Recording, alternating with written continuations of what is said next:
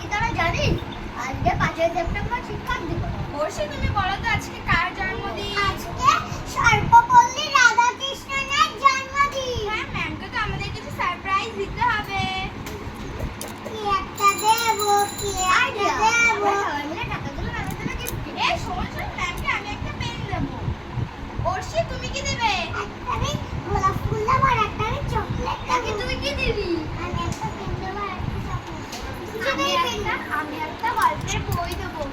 আমি একটা গল্পের বই দেবো আর একটা পেন দেবো। ম্যামকে কিন্তু বলবি না, ম্যাম যখন ক্লাস থেকে চলে যাবে তখন আমরা ক্লাসটা খুব সুন্দরভাবে সাজাবো।